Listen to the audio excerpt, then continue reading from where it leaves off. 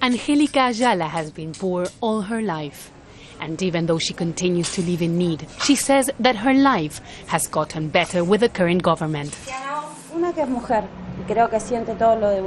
Cristina Kirchner is a woman. She understands what we need, what our children need.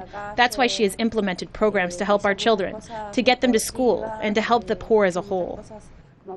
Cristina Kirchner's approval ratings have dropped around 30% in the last year. High inflation, crime, and some controversial economic measures have angered many Argentinians.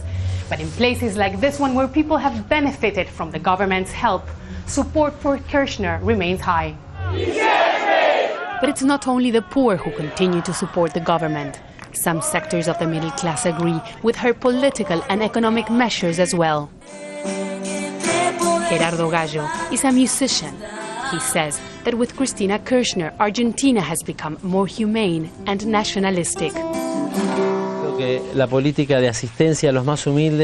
Helping the poor is an important first step, but we also need to pay closer attention to trade with our neighbor nations and be less dependent from the economies of Europe and the United States. But with a slowing economy, the protests against the government and Kirchner's policies have only intensified in the last months, led by labor unions and some sectors of the middle class.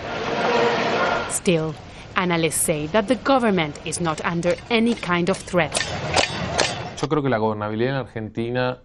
The government enjoys enough popular support and a majority in Congress. With that and the economy not getting any worse, Kirchner should be okay. Cristina Kirchner has 3 more years left in her presidency. People like Angélica Ayala hope that in that time, Kirchner will continue to implement policies to help millions of Argentinians who live like her. Teresa, Al Jazeera, Buenos Aires.